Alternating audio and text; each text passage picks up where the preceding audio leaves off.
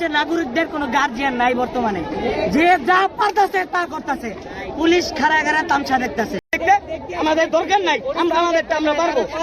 ওই ছাত্রদের খুনি সন্ত্রাসীদের বের করতে আসছে কেন কোনো রিয়াকশনে যাইতেছে না পুলিশ?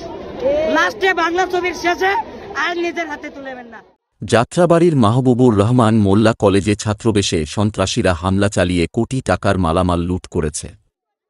পুলিশের ওয়ারি বিভাগের ডিসি ছালেহ উদ্দিন জানিয়েছেন, এ ঘটনায় জড়িতদের ২-৪ ঘণ্টার মধ্যে গ্রেপ্তার করা হবে। পুলিশের দাবি, হামলাকারীরা পরিকল্পিতভাবে ধ্বংসযজ্ঞ চালায়।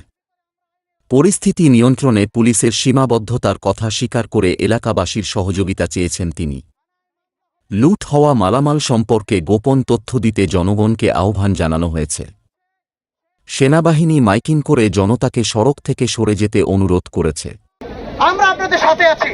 আমরা কিন্তু আপনাদের জীবন এবং নিরাপদ সম্পদ, এই নিরাপত্তা নিশ্চিত করার জন্য আমরা সম্মিলিতভাবে যৌথ বাহিনীর সাথে, আমরা যে যৌথ বাহিনী কাজ করছি, আর্মি, র্যাব, পুলিশ,